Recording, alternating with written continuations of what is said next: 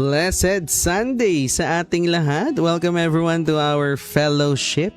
Ayan.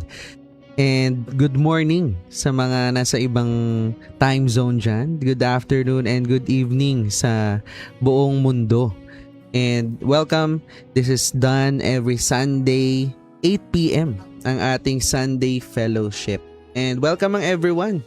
Pinakamaganda sa lahat is yung mga nagko-comment dyan at sinishare yung link natin and sinishare maybe yung Zoom natin o maybe yung live natin. And ang pinaka-nakakatuwa yung nakarating na ito sa algorithm mo. O diba? Baka nakita mo lang to sa story, sa Facebook, or sa post dumaan sa'yo. Diba? You are very much welcome here. And no specific religion. This is open for everyone. Just pure relationship with God. Kung ikaw yung tao na gusto mong mas lumalim pa sa word ni Lord at mas makilala pa si Jesus and gusto mo magkaroon ng relationship with God. And tonight, napakaganda kasi pag-uusapan natin ang isang bagay na sobrang relevant sa panahon natin ngayon. Kasi napakaganda ng pag-uusapan natin. This will be something na talagang tatatak sa'yo. Nakita nyo yung title natin, di ba? No one is exempted. Wow! Grabe, no? Pag iniisip mo yung no one is exempted, dito mo makikita, kasi whether we admit or not, all of us will experience difficult seasons. Di ba? There will be problems, there will be challenges, unexpected pain, tragedy, but one painful truth in life is no one is exempted. Diba? Not rich people, not kind people, not even faithful people. Diba? Baka iniisip nila, ay payaman na yan, wala nang problema yan sa buhay. Diba? Ay mabait naman yan. Diba? Wala namang problema yan. Naku, madasalin niya, wala namang problema yan. No. Diba? Kumbaga, yung iba pa, sometimes you think, diba, Lord, mabuti naman akong tao, bakit nangyayari to? Yeah. And tonight we will see a powerful story about a woman. Wow. A woman who honored God.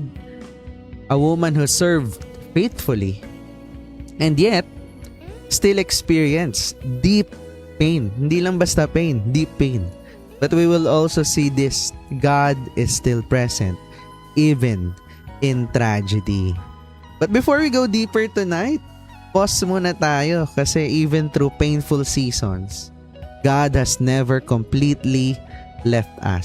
So, pasalamatan natin siya at simulan muna natin with our grateful Genesis. Siyempre, hindi natin pwede kalimutan yan. Our grateful beginning, no?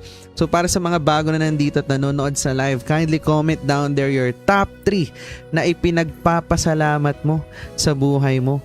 Di ba? Especially this week, itong nagdaang linggo. Ano yung top 3 na ipinagpapasalamat mo? Alam mo, isa to sa mga pinakamagandang habit at pinakamagandang pwede mong gawin. Every day actually, hindi lang every Sunday, hindi lang every fellowship natin, di ba? Pwede kang kumuha ng notebook, pwede kang mag-journal, pagkagising mo sa umaga. Di ba? Sulat mo agad, top 3 na ipinagpapasalamat mo that day. O, diba? So ako muna ay thank God, of course, for this week because this week napakadaming pangyayari. Ang daming ganap, ang daming ginawa, ang daming mga commitments, di ba? Pero higit sa lahat, napakaganda kasi we get to spend time with all of our commitments, di ba? Our family, our spiritual family, our accountabilities, and of course, ang pinakamasarap is yung ano natin, second family. Kasi bakit? 'Di ba? Doon tayo talaga mas nag-go deep, no? Especially in the word. Pero ang pinakamasarap sa lahat is yung you are doing your quiet time. Yan, 'di ba? Your devotion. Ang galing nga nung tanong kanina sa service. Ang tanong kanina is, kailan mo huling binuklat ang Bible mo? Yan, o, diba? Yun yung tanong kanina because it's Pentecost Sunday, diba? When was the last time you prayed earnestly? O, diba? When was the last time you opened the Bible? So, I hope dun sa mga nanonood sa atin, you are opening your Bible daily. You are reading that morning, evening. Diba? Talagang mas you're going deeper and talagang kinikilala mo. 'di ba? Yung blessor, 'di ba? Higit dun sa blessings. I thank God as well for life purpose. I thank God for time. I thank God for technology at nagkikita-kita tayo ngayon. I thank God dahil dito sa ating spiritual gathering, o 'di ba? May mga nanonood, even replay sa iba't ibang bansa. Praise God, o 'di ba?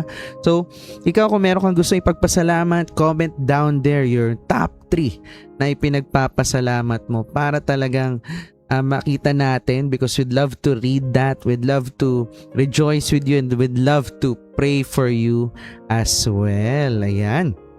And of course, habang tinatype nyo yan dyan, mamaya babasahin natin yan, diba? And of course, hindi natin para patagalin pa, pag-pray ko muna kayo kasi ang dami natin pinagpapasalamat, then we will proceed with our topic for tonight. Lord, maraming salamat po, even in our difficult moments, Lord, you remain faithful, Lord. Thank you for carrying us, Lord, through seasons, Lord. We thought we would not survive, Lord. Thank you because your presence, hindi siya nawawala, Lord. During pain, during agony, during challenges and situations, Lord. Tonight, comfort every heavy heart and remind us that you are near to the brokenhearted. In Jesus' name we pray. Amen, amen, and amen. Now let us prepare our hearts for the Word of God. And let's welcome our pastor from Bacolod, our spiritual mentor, spiritual father. Talagang kahit gaano ka busy at ang daming outreach and ministry, hindi tayo nakakalimutan. Every Sunday, walang palya. Let's welcome Pastor Ralph Dulman. Hello, Pas. Magandang buhay po sa lahat. This is Pastor Ralph Dulman, and as we start, let us pray. Let us start with a prayer. Let's pray. Father in heaven, thank you for giving us the opportunity to study your word, listen to your word. I pray for your Holy Spirit to anoint us, to give us wisdom, to enlighten us, to teach us, and to lead us into all the truth. Lord, let your Holy Spirit open our eyes and minds and even our hearts to receive your word. Transform us, God, through your word and through the power of your word. Panginoon, bless everyone who is listening and who will be listening to this sermon in Jesus' name. Amen. So, as we continue on with our sermon series about Elijah and also Elisha, our topic or our verse is found in 2 Kings 4 verses 8 to 37. Mahaba siya, but I will just summarize it. So makikita sa 2 Kings 4 verses 8 hanggang 37. As we go to the story of Elisha, again, ang context ng ating mga pinag-aaralan is kung susubaybayan natin from Elijah, si Elisha po ay minentor ni Elijah. Meaning, si Elijah ginamit ni Lord na i-anoint si Elisha bilang susunod na prophet after him. And this time, nung si Elisha na rin ang nagiging prophet, ay ang Panginoon gumagawa ng miracle sa ministry naman ni Elisha. Now, kung babasahin natin ang story sa 2 Kings chapter 4 verse 8 to 37, ito po ay tungkol sa mag-asawang mayaman. Palagi pong si Elisha, doon po siya nakikikain sa pamilyang ito. Bale, yung babae, merong husband na matanda na and wala pa silang anak.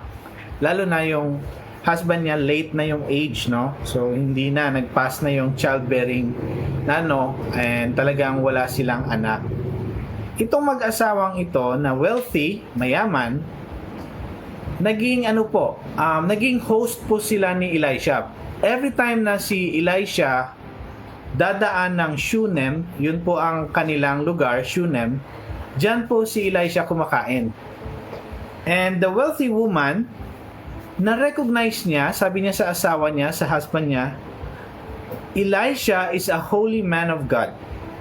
So, while palagi nilang hino-host si Elisha, pinapakain si Elisha, na-realize niya na si Elisha daw ay holy man of God. At sabi niya, dahil palagi naman siyang dumadaan sa bahay natin, why not paggawa natin siya ng room?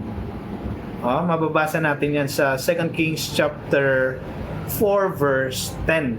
Paggawa natin siya ng room, lagyan natin ng bed, lagyan natin ng chair, lagyan natin ng table at ng lamp. Wow, talagang kumpleto, no?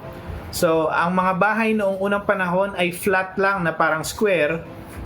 Pag merong pera yung mga tao, lalo na wealthy family ito, pinagawa nila upper room para lang kay Elisha, where he can stay anytime he passes by their house sa Shunem. So, despite the hospitality of this couple and generosity ng pamilyang ito, ang nangyari sa story is binigyan sila ng favor ni God, nagkaroon sila ng anak, pero nagkaroon ng tragedy. I-summarize natin, ang flow is wala silang anak, naging good sila kay Elisha, binigyan sila ng Elisha na hiningan sila ni Elisha, ano bang gusto nyo? Kasi mabait kayo sa akin, baka meron kayong word sa king. Ibig sabihin, close si Elisha sa king, no? Kaya niyang makipag-usap sa king. Or pwede rin, baka meron kayong ng favor sa general. I can talk to the general. Sabi ng wife, we live among our people. Meaning, okay lang kami. Kahit wala po kaming kailangan na okay lang kami. Parang wealthy sila and hindi nila kailangan ng favor from the king and from the general or commander. Pero sabi ni Elisha, kung wala kayong kailangan, anong kailangan kaya ng mag-asawang to? Sabi ng assistant ni Elisha, which is si Gehazi, yung servant niya, ay itong mag-asawang to, wala tong anak kasi old na yung husband. And because of that, sabi ni Elisha, tawagin yung babae.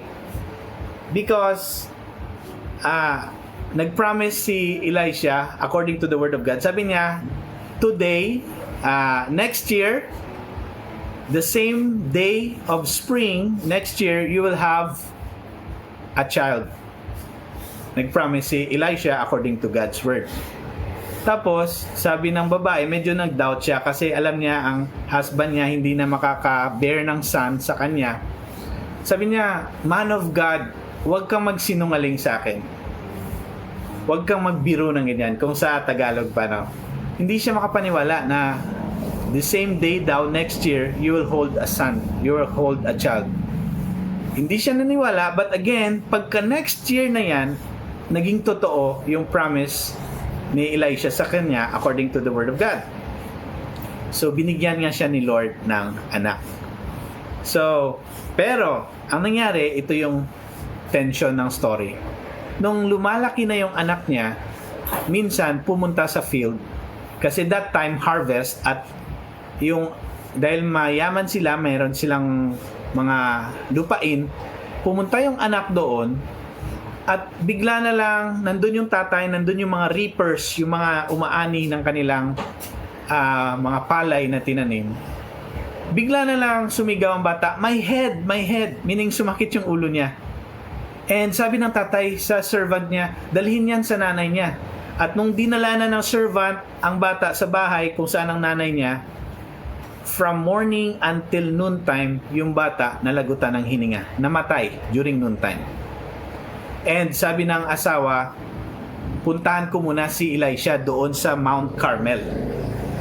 Sabi ng asawa niya, husband niya, bakit mo pupuntahan? Wala namang New Moon Festival or mga pista. Bakit ka pupunta doon? Wala namang occasion. Sabi niya, basta bigyan mo ako ng offering para sa man of God. Magdadala ako ng mga offering at pahiramin mo ako ng donkey. Pupunta ako sa Mount Carmel. So, nung nandun na siya palapit, nakita ni Elisha yon. Sabi ni Elisha sa kanyang servant na si Gehazi, tanungin mo nga, bakit siya pumupunta sa akin? Bakit kaya papunta dito yung babae? Ano yung problema niya? Nung minute up ni Gehazi, yung woman na nakasakay sa donkey, sabi ni Gehazi, kamusta ka? Okay ka lang ba? Sabi ng woman, all is well. So, nagtuloy lang siya. Hindi niya masyado in-entertain yung servant ni Elisha. Tumuloy-tuloy lang siya kay Elisha kasi ayaw niyang malate. Kasi nga, namatay yung anak niya. So, dito, nung dumating na siya kay Elisha, sabi niya, yun na nga, nalaman ni Elisha na wala na yung bata. Sabi ni Elisha, Gehazi, mauna ka doon. Dalhin mo yung tungkod ko, ipatong mo sa bata. So ngayon, si Gehazi naman yung pumunta sa bahay ng babae. Pinauna ni Elisha yung si Gehazi. Nung dumating na si Gehazi doon sa bahay, sa namatay na bata, nilagay niya nga yung tungkod. Hindi gumana, hindi pa rin nabuhay yung bata. So ngayon, si Elisha na yung pumunta sa bahay. At nung nakita niya na ang bata doon sa bahay, lying down sa bed na patay na, nag-pray si Elisha. When Elisha came into the house and saw the child lying dead on his bed, Elisha prayed to God according sa story. And when the child was there lying, nakahiga, ang ginawa ni Elisha, pumatong siya sa bata, ang mata niya sa mata ng bata, mouth niya sa mouth ng bata. Parang pumatong siya sa bata para siguro ritual nila yan noong unang panahon. Pero pagkatayo niya, hindi pa rin na-restore yung bata. So si Elisha nag-walk sa room, nagpipray pa rin. At nung pangalawang beses na pumatong siya sa bata, face to face, hand to hand, body to body, pagkatapos nung gawin ni Elisha, nag-warm ang sa unang paggawa ng ganong ritual niya, nag-warm ang bata, at sa pangalawa, nag-sneeze ang bata 7 times. At doon nabuhay yung bata. When the child was restored to life, sabi ni Elisha, pick up your child. At nung kinuha ng nanay ang bata, nabuhay muli. Doon nagpatira pa yung nanay sa paa ni Elisha. So that's the story. Yun yung flow ng story. Naging hospitable ang mag-asawa kay Elisha, ginawan siya ng room sa upper room ng chamber niya. Kasi palagi siyang dumadaan doon sa Shunem. Ngayon, nagkaroon ng favor, nagbigay ng favor si Elisha, at naging totoo ang pagsabi niya na magkakaroon ng anak yung babae. After a year, nagkaroon nga ng anak. Pero ang tension ng story, namatay ang anak. Now, kung mangyari sa'yo yun, put yourself in the shoes of Elisha. What will you say to God? What will be your mindset? For sure, you will think, Lord, hindi naman ako humingi ng batang ito eh. Ikaw naman nag-promise nito. Tapos nung binigyan mo na ako ng anak, kinuha mo naman. Anong point mo? Di ba? So you will wrestle with that question. Hindi naman ako humingi ng son eh. Ikaw naman ang nagbigay nito sa akin. Tapos nung binigay mo, kinuha mo. So that's the tension of the story.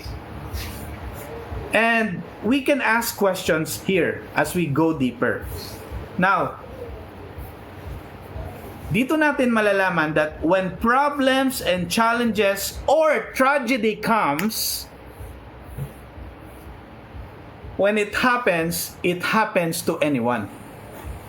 Kahit hospitable ka pa sa prophet, helpful ka sa ministry, tumutulong ka sa church, mabait ka sa mga tao, nagpapakain ka ng tao, nagpapaaral ka ng mga out of school youth, kahit mabait ka, kahit believer ka or hindi ka believer, ang unang realization dito is that when tragedy happens, it happens to anyone. So, number one truth is this: no one is exempted when tragedy comes. Kahit believer ka or unbeliever ka, tragedy happens. Pero merong blessing kung believer ka, syempre. Because despite the tragedy, the Lord will give you peace. Pero pag unbeliever ka, when tragedy comes, wala ka talagang peace. Grabe yung restlessness, hopelessness, and siguro emptiness for sure. Grabe yung fear. Yun lang yung kaibahan. Pero still, tragedy will happen to anyone. So, para hindi nyo makalimutan, first letter E is this: no one is exempted. Wala pong exempted when tragedy happens. Because nakita natin sa story, sa verses 18 to 20, the child sat on her lap till noon, and then the child died. Okay? So that's the first. Number 2, nag-promise si Elisha sa babae, at nangyari yon based sa sinabi ni Elisha. So, from here we can learn, we experience God's promise, God's power according sa timing ni Lord. So yun ang maganda doon. Ang number 2 truth natin, we experience God's promise and power within God's timing. Diba? Si Elisha ang nag-set ng time. So nangyari din yon according sa word ni Elisha. Pero syempre, ang word na yon, ang promise na yon, galing yon sa Panginoon. So na-experience ng babae na hindi na makaanak, magkaroon ng anak dahil nag-promise ang holy man of God na si Elisha. And that promise comes from God Himself. So si Elisha lang naging spokesperson. So lahat ng nangyayari sa atin, lalo na ang fulfillment ng ating prayers, ang fulfillment of God's promises will happen according to God's timing and according to God's way. And most of the time, God's way is beyond our imagination. Hindi natin siya matansya kung paano mangyayari yun. Basta pag sinabi ni Lord, mangyayari yun.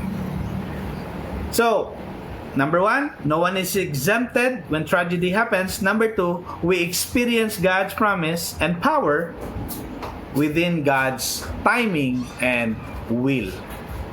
So, nakita natin sa life ng babaeng yon, na-experience niya ang katuparan ng promise according to God's timing. Hindi yun according sa kanyang timeline. So, that's number 2. And number 3, nung na-fulfill na yung promise, namatay naman yung bata. And anong ginawa ng babae? Pumunta siya sa Mount Carmel. Now, ang context ng pag-akyat sa Mount Carmel or pag-akyat sa mountain sa unang panahon, lalo na sa Old Testament, even sa New Testament, ang pag-akyat ng mountain symbolizes worship. Symbolizes reaching out to God. Symbolizes going to God. To commune with God. Palaging mountain yan. Diba? Maraming beses nung si Moses binigyan ng 10 Commandments sa Mount Sinai. Sino pa? Si Abraham nung binigyan ng anak at sabi ni Lord, i-offer mo yung kaisa-isang anak mo, sa mount pa rin yun, sa mountain pa rin yun. So again, kung ilalagay mo sarili mo sa babaeng to na mayroong problema, na matay ang anak niya, very serious yung problem niya, hindi siya nagpatumpik-tumpik, pumunta agad siya sa mountain. Nung nagsabi si Gehazi, yung servant ni Elisha, kamusta ka? Sabi niya, all is well. Hindi niya pinansin masyado si Gehazi kasi talagang kailangan niya ng makipag-meet kay God through Elisha. Humingi siya ng tulong kay Elisha kasi si Elisha ang pinaka-representative ni God that time. So, from here we can learn the last truth, the third one.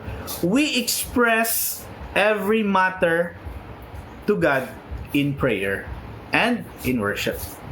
So lahat ng problema natin, pwede nating i-express like this woman. Umakyat siya kahit mahirap. Nagdala pa siya ng offering Marami siyang dalang offering para sa man of God. So meaning, ang pag-worship niya kay God, talagang seryoso siya.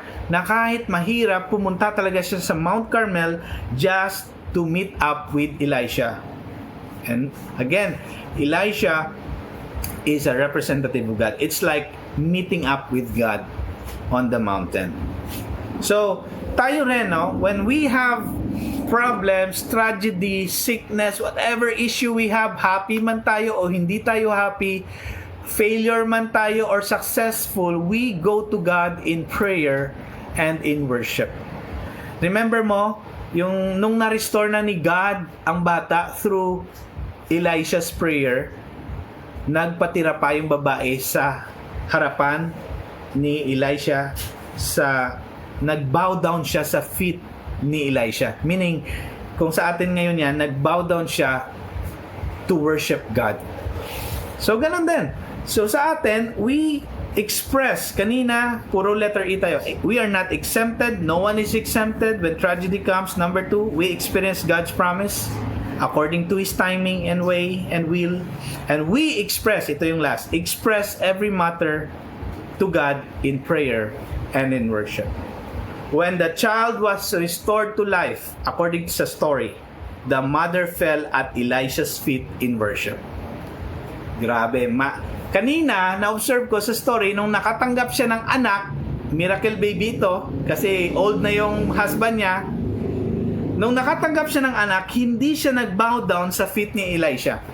Pero nung nagkaroon na siya ng tragedy, doon pa siya naka-express ng pag-worship sa feet ni Elisha. He worshiped God at the feet of Elisha. Si Elisha hindi siya God, pero siya ang representative ni God.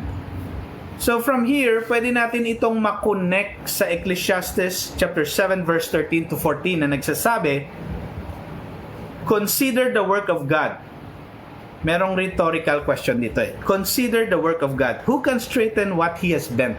Sino bang makaka-straighten sa binend ni Lord? Meaning, kung ano bang ginawa ni Lord, hindi mo yan hindi mo kayang ibahin. Kung ano yung will niya, hindi mo kayang baliin.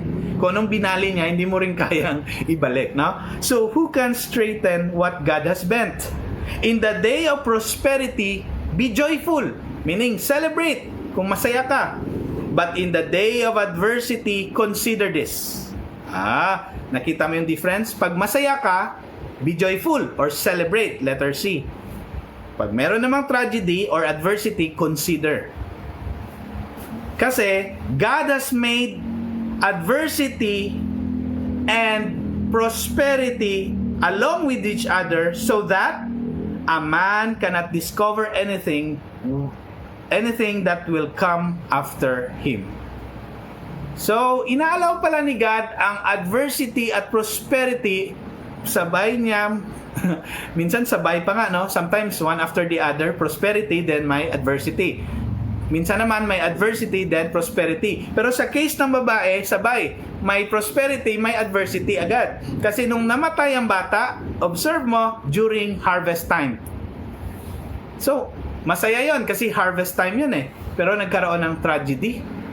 Doon mismo sa pag-harvest, doon mismo pumunta yung bata. Doon siya nagkaroon ng sakit ng ulo. Doon niya nakuha or doon lang siya na-timingan na doon nag-start ang sakit ng ulo. So nakita mo, may harvest, pero at the same time, may adversity. At hindi nyo ba nakita yung ano yung purpose kaya ni Lord? Bakit kaya may blessing na meron siyang anak, pero kinuha din naman? Pero later, ni-restore. So what's the meaning of this? Ma-realize natin that according to Ecclesiastes 7:13 to 14, inaalaw pala ni Lord ang prosperity at adversity kasi meron siyang highest will, and that is for you to bow down at His feet, to bow down before His presence. So, meaning, ito yung big truth talaga. Meron tayong tatlong truths kanina, pero i-summarize natin sa isang truth. God will allow us to fall once in a while so that we will be found falling at Jesus' feet. We will be found falling at Jesus' feet. Sometimes, He will allow us to fall, and He will also allow us to have victories. It goes together. Sometimes, God will allow us to be prosperous. Sometimes, may tragedy. Sometimes, may success. Sometimes, may failure. Sometimes, may joy. Sometimes, may tears. But all of this, God allows so that we will be found falling before His presence in worship and in submission to His will. So, na-appreciate ko talaga yung nung namatay yung bata, yung babae, nagdali-dali, dala ng offering niya papunta sa bukid. Hindi madali umakyat ng bundok. Tayo nga, kung aakyat lang tayo ng third floor sa stairs, hingal na tayo, ano pa yung bundok, di ba? So dito, dito makikita na when tragedy strikes, ang una mong gawin, worship talaga. Worship. Ask God, ask help from God in prayer. No? Instead na lumpisay ka, yes, that's our nature. Ang usual na response natin pag may tragedy, iyak, blame ourselves, blame others, denial, bargaining with God, sana ako na lang, hindi lang yung anak ko, no? Those are natural responses. But after that, mas maganda pa rin, you go in God in prayer and in worship. Kita mo, nagdala siya ng offering kay Elisha, meaning, kahit mahirap ang pagpunta sa Mount Carmel, hindi issue yon sa kanya, basta makahingi siya ng tulong sa Panginoon through Elisha. So sa atin, challenge din yun, sometimes tayo, pupunta ng church, tinatamad pa, or sabihin natin, ang layo ng church. Sila noon, pag nag-worship sa mountain talaga. Pero it doesn't matter. For them to commune with God, to meet with God, to ask God why this happened, that's very precious to them. To spend time with God, very precious sa kanila yun. Kahit mahirap. Amak mo, Mount Carmel, may dala ka pang offering sa donkey, mahirap yun. So challenge sa atin yun, no? Minsan nga, wala pang trahedya, tinatamad na tayo eh. So, whether meron tayong triumph in life or tragedy in life, we are reminded here to go to God in prayer and in worship. So again, problems, challenges, tragedy can happen to anyone. But, as God's people, na naniniwala kay Jesus Christ, never ever forget to go to Him in prayer, to commune with Him, read His Word, para malaman pa natin ano kaya yung guidance ni Lord sa akin during this tragedy. We need His Word, we need His presence, we need to commune with Him and ask Him and talk to Him. Any matter, pwede nating dalhin sa Panginoon. And when we are successful or not successful, still, we should go to God to worship God. No? Again, God will allow us to fall sometimes so that we will be found falling at Jesus' feet. Naalala ko tuloy si Mary. Talagang precious ang presensya ni Jesus nung nagbisita si Jesus sa bahay nila. Once in a while, si Mary, Martha at Lazarus, si Jesus parang frequent din sa bahay nila eh. Dumadaan-daan din palagi. And one time, nung si Jesus pumunta doon sa bahay nila, nagturo si Jesus, si Mary talagang nag-sit at Jesus' feet, nakinig. Hindi dahil may problema lang siya, kundi talagang nakinig siya. She behold the beauty of the Lord Jesus Christ. She listened to the still small voice of the Lord Jesus Christ, and she was enlightened and nurtured by the very voice of Jesus Christ. So wag na natin hintayin ang tragedy. We can always come to Jesus, worship Jesus, pray to Jesus, and fall at the feet of Jesus. So again, God bless you all, and salamat po sa time ninyong lahat, and see you next week. Praise God! Galing, no? Na-bless ba kayo sa ating sharing for tonight? Grabe, no? Ganda nung story na binasa natin tonight. Galing, no? About the Shunammite woman. Ang galing kasi ito yung part talaga na isa to sa mga magandang kwento, no, kay Elisha. So, recap lang natin, 'di ba? Ang ganda nung kwento kasi. Ang haba, no? Pero ang galing, no, sinamarize ni pastor, no. So, yung mayaman na babaeng 'yon, she recognized Elisha as a holy man of God. So, alam niya talaga na ay representative to ni God. So, she honored him, served him, and ginawa pa ng kwarto. Diba? Nagpagawa pa talaga ng kwarto para sa kanya. So, this wealthy woman, she was generous and she was also faithful. And eventually, dahil nga yung asawa niya matanda na, hindi na kayang magbigyan siya ng anak, 'di ba?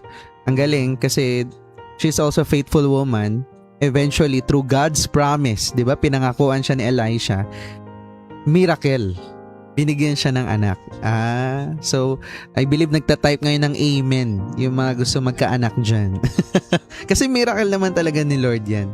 Diba? But then again, later, tragedy struck. Diba? Alam mo, paulit-ulit sa akin yung part na yun, no? Na imagine mo, harvest season. Again, panahon ng pag-aani.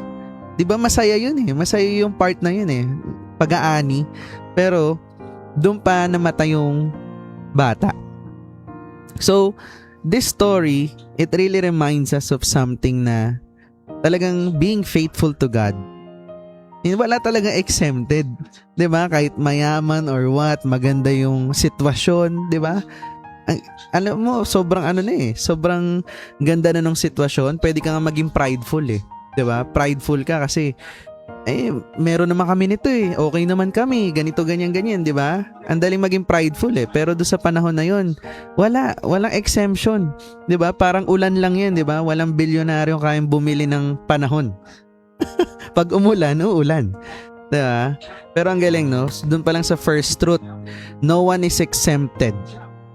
Wow. When tragedy happens.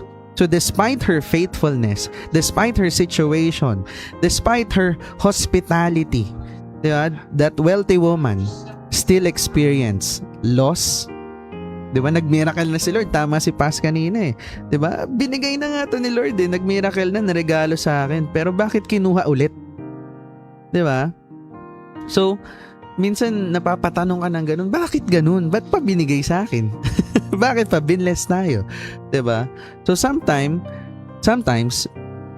people ask, kapag ba malapit ka kay Lord, wala ka ng problema? Ayan. Ayan yung tanong. Diba? Na parang, yung iba nga, diba, feeling mo, ay, kapag Christian na ako, okay na. Exempted na sa... No! Faith is not an exemption from hardship. But faith is an assurance of God's presence within hardship. Yun naman ang pinagkaiba. Kasi dati, pag may problema ka, pag may sitwasyon, pag may challenges, ayan na. Ikaw lang mag-isa. Diba? Nalulungkot ka, nasistress ka, nade-depress ka.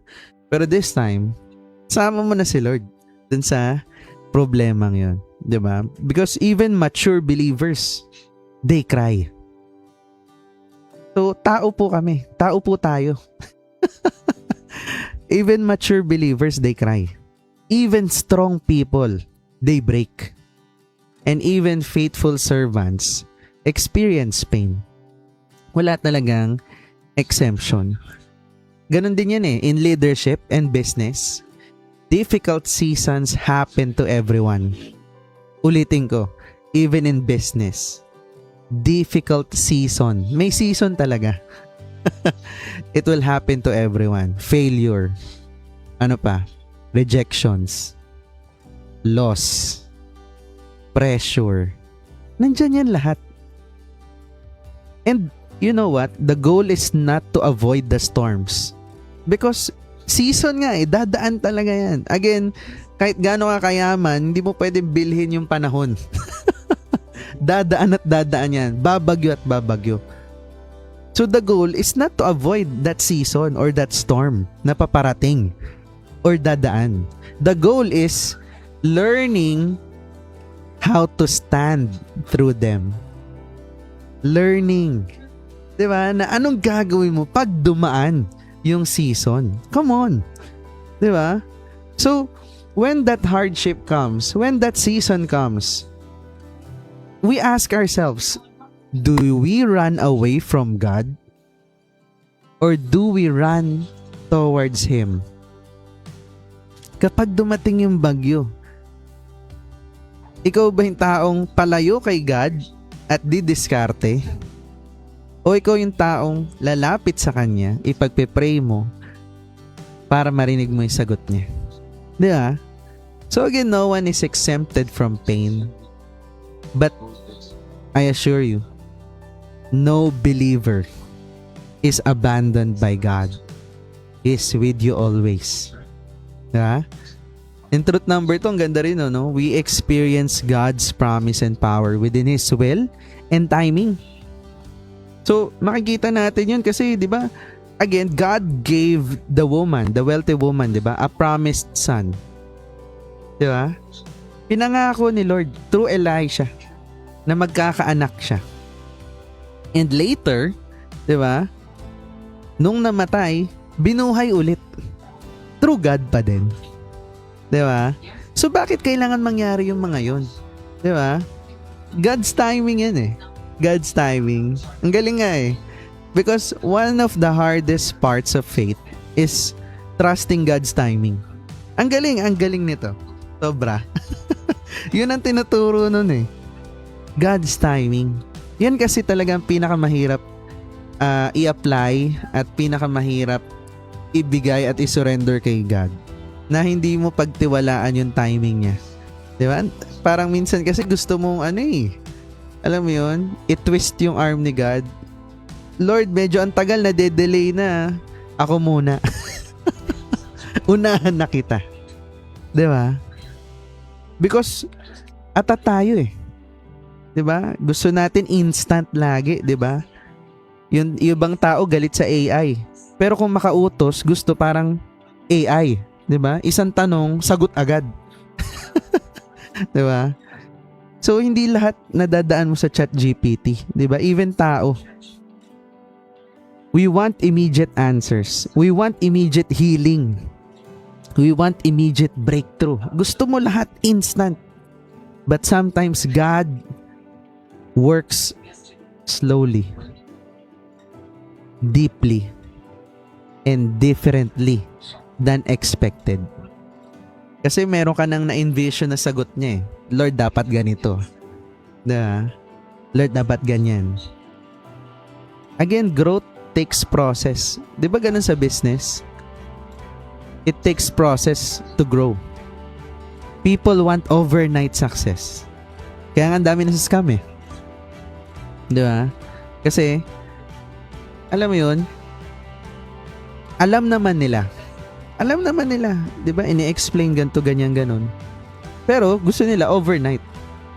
Or in 1 month. Alam mo yun? Hindi eh. Sustainable growth takes time. The same is true spiritually. God develops people before promoting them. So, ang question dito is, can you still trust God even when you do not understand His timing? Pagtitiwalaan mo pa rin ba ang Diyos? Kahit hindi mo naiintindihan yung timing niya.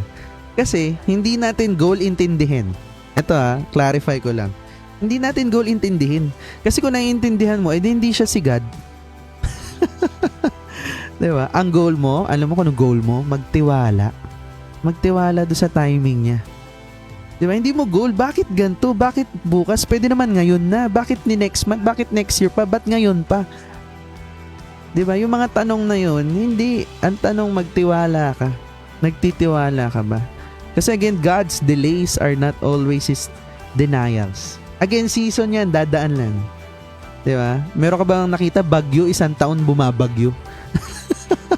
Diba may season lang? Diba? And truth number 3, grabe we express every matter to God. Through what? Through prayer. Through worship. The wealthy woman, anong ginawa? Diba? Nung namatay, went directly to Elisha in her distress. Diba? Sa sobrang grabe yung urgency niya, inakyat niya yung bundok. Diba? Elisha then prayed to the Lord and God responded. God moved powerfully. Diba? Kasi, again, eto, paulit-ulit ko na to sinasabi, diba? Sabi nga nung mentor namin sa business, ang true character is not judged sa panahong malakas ka, sa panahong kumikita ka ng maganda, sa panahong nandun ka sa talagang winning season mo. Yung true character, nare-reveal yan sa panahong walang-wala ka na. Sa panahong dapang-dapa na. And it's that same moment, diba, that God allowed that pain, that grief, that loss to that wealthy woman to experience. Diba? Because pain reveals where we truly run first. Kapag ikaw ba nasasaktan at dapang-dapang walang-wala ka na, sino ang una mong tinatakbuhan? Diba? Sino ang una mong nilalapitan? Yan talaga. Diba? Kapag nandyan na sina Judith at si Juna, kanino ka lumalapit agad? Kay God? O kay credit card? Some run to distractions. Some run to bitterness. 'Di ba? Mga away na lang. And some isolate themselves. But this woman, this wealthy woman, ran toward God. Grabe, no? Ganun eh. Kasi emotion, no? Kapag nagre-react ka lang, 'di ba? Emotion without direction, it creates distraction. But when you surrender that pressure to God, it creates clarity. Prayer keeps people from collapsing internally. So where do you usually run when life becomes painful? Sino ang una mong tinatakbuhan? Sa panahong nandiyan ka sa season na yan, may problema, challenges, or situations ka. Always remember, prayer is not the last option. Dapat yan ang lifeline mo. Kumbaga yan ang 911 mo kapag may emergency. 'Di ba? That's the lifeline of believers. Prayer. So, to wrap this up, yung big truth, 'di ba? Sabi dun sa Ecclesiastes, 'di ba? In the day of prosperity, be joyful. In the day of adversity, consider. So, ganun talaga kinreate ni Lord yung buhay natin. May celebration, may sorrow. 'Di ba? But yung pinaka big truth, God may allow us to fall, so we will be found falling at the feet of Jesus in worship. Kaya nga, I remember yung sabi rin ng isang spiritual mentor na yung pain, yung challenges, kaya dumadating yan, kaya inaalaw yan. Again inaalaw yan ni God. Hindi si God ang nagbigay niyan. Okay?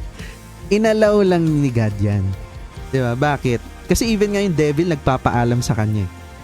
Diba? Pwede ko bang i-challenge tong si ano? Diba? Nagpapaalam yung devil para i-challenge ka.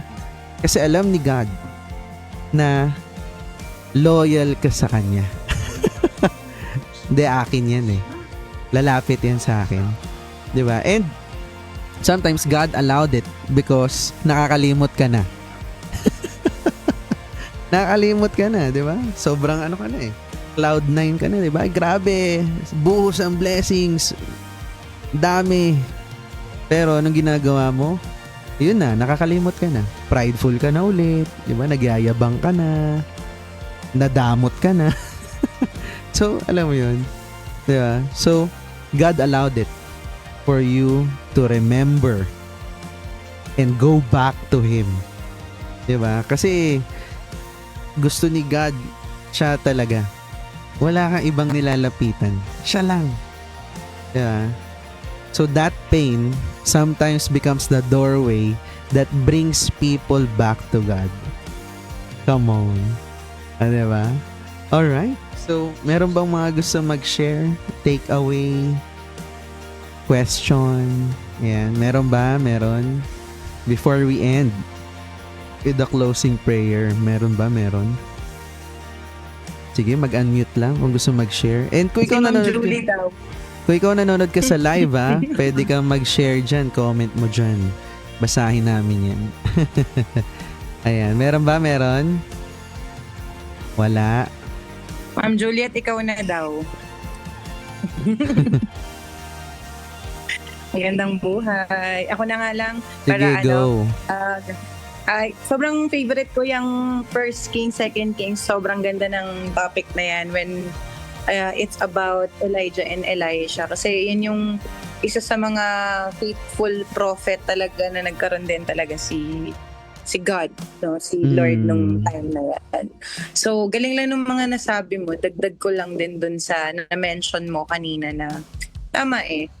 Kamusta ka sa mga season na marami kang mga pinagdadaanan? Alam mo, the truth is, sa lahat ng mga season na pagdadaanan mo, actually naging topic na siya sa church, sa character, di ba? Kung winning ka ba or losing ka or nahihirapan ka, saan ka mas, nahihirapan or saan yung nagbabago yung character mo. And kanina nagkaroon ako ng isang situation na we're in, sobrang tagal nung sa parking dun sa Vermosa nung nandun kami. So you have two option eh. In Vermosa, grabe. Siguro parang mga ilang buwan na ako nag-church doon. Ilang weeks pala rather na nag-church kami sa Victory doon. Or pumupunta kami doon, the common situation is yung parking, pati yung paglabas at pagpasok. So either dalawa yan, yung pagpasok and all. And hindi na lang siya sa pinagdadaanan mo lang ng na talagang casual. Pero yung daily na pinagdadaanan mo, how's your character? Are you gonna be swayed because sobrang init? Kasi ang init o maulan and all, Tama. di ba? Pupunta ka pa ba dun sa destination mo kasi nahihirapan ka dahil hindi ka makapunta dahil sa sobrang init, sa sobrang kung maulan man sa kung nasaan ka or malamig. Are you willing to be swayed ng any or gagamitin ka ng enemy sa situation na yan para magalit ka, ma-stress ka, and so on. Pero at the end of the day, once ba na nagawa mo siya, are you also willing to let go or allow God to handle the situation? Di ba sometimes may mga ganyan tayo, yung may nasabi lang ng konti tapos parang yung mga small petty things na nabanggit lang or hindi kayo nagkaintindihan, galit ka na, inis ka na. Tama. Diba? Or may mga sitwasyon kayo sa family, minsan hindi lang naintindihan ng parents mo na late ka na umuwi o kaya alam mo yun, may mga circumstances na ikaw rin talaga yung itetest. And since we are given kumbaga meron tayong free will na binigay talaga si Lord sa atin to really decide, it's up to you kung ano bang pakikinggan mo, yung sinasabi ba ni Lord sa'yo or yung sinasabi ng sarili mo or yung sinasabi ng inagawin. So galing yun kasi ang ganda nung sabi mo nga kanina sa siguro mga ilang buwan na alam mo na since we got married, do you wanna have children and or magkaroon ng baby. Pero kung isipin mo na lang to, kung nagpapadala ako dun sa sinasabi ng mga ibang tao na bakit wala pa, o ganito, ganyan and all, siguro talagang drained na ako or pwedeng namuuna yung inggit, namuuna yung ganon and all. When you have that heart na wala, alam ko naman na hindi ko kontrolado to and sabi nga si Sarah nga diba? And yan, yung binanggit mo kanina, everything that we have right now, it's only temporary, and if the Lord will allow it, He will allow it and make it happen.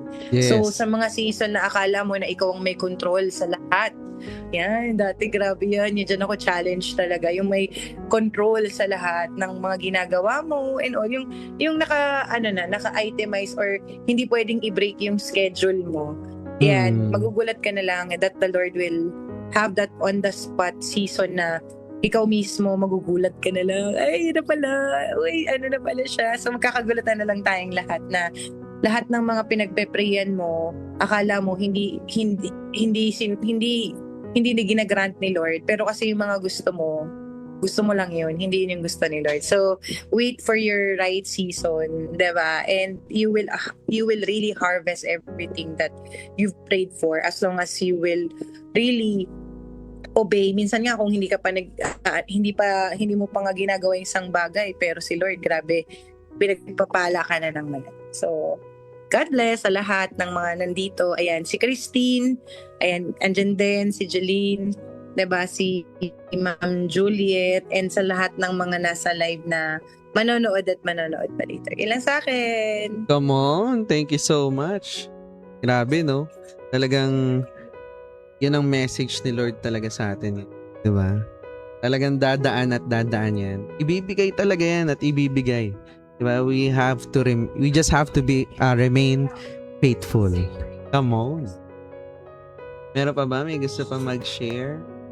May hahabol pa? Wala na? Okay na?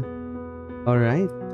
So, I believe tonight, mga nanonood sa atin, even sa online, sa live, no? Maybe you are carrying a silent pain, a heartbreak, or a disappointment, a prayer na hindi pa sinasagot ni Lord.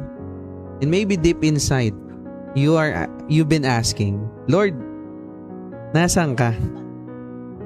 Lord, naririnig mo ba ako? And tonight, God is reminding you. Kanina nakikinig ka, di ba? He was there in the beginning. Nandun din siya sa pain. And nandun pa rin siya hanggang sa restoration. Because Jesus is not distant from your suffering. In fact, He understands it. And tonight, you can surrender your life to Him fully.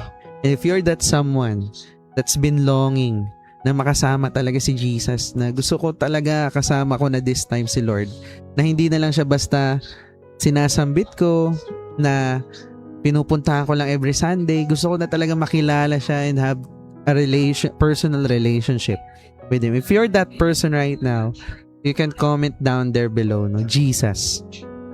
And you can pray this prayer with me. You can raise your hands. There's no magical about raising your hands. It's just a sign of surrender. Surrender of control, surrender for yourself, and surrendering every personal baggage that you have right now. So if you're that someone, kindly close your eyes and bow your head and pray this prayer with me. Lord Jesus, pagod na ako, dalhin to mag-isa. Lord, ang sakit nung bigat ng buhay, yung mga problema, yung mga sitwasyon. Lord, kailangan kita. Lord, forgive me for my sins.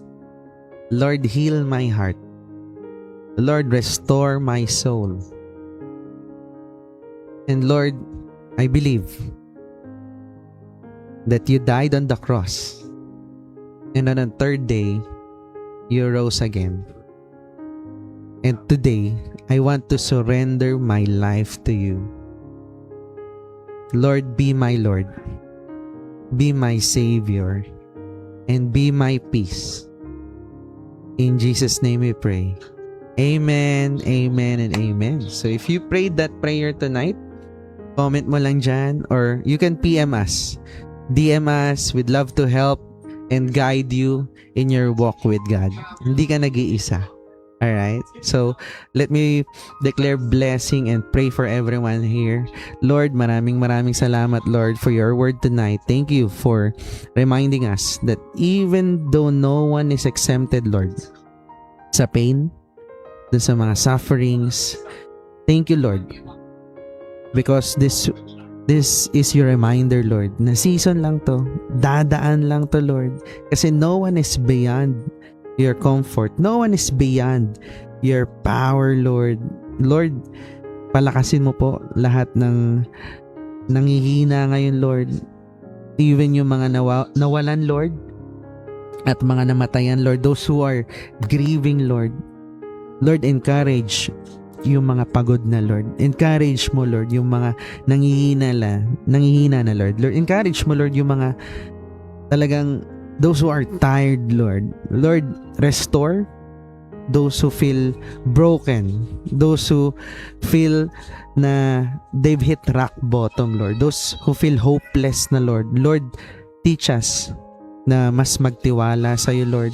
Lord, teach us na walang ibang pagkakatiwalaan na tatakbuhan at pupuntahan, kundi ikaw lang, Lord. Ikaw ang unang response namin, Lord, even during difficult seasons, Lord. In highs and lows of our seasons, Lord, wala kaming i-acknowledge at lalapitan, kundi ikaw, Lord. Lord, we also pray for our nation, Lord, sa mga nangyayari, sa mga kaganapan, Lord, in our government, in our leaders, Lord, and all of those in power and positions, Lord. I know God, that you placed them there, Lord.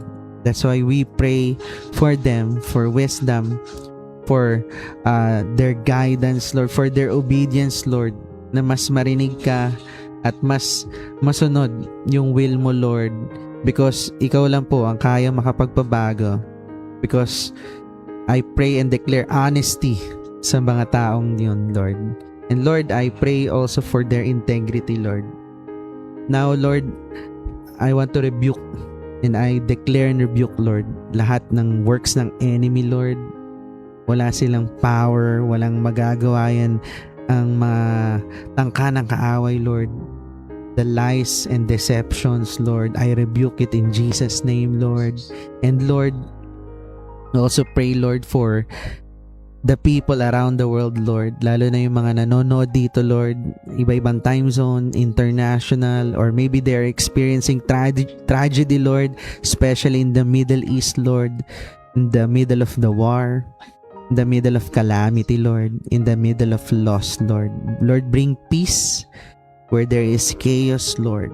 Bring comfort, Lord, where there is a sorrow, Lord, and bring hope, Lord, where the heart feels hopeless, Lord. And even through suffering, Lord, draw people closer to you. In the mighty name of Jesus. Amen, amen, and amen. God bless everyone, and see you next Sunday.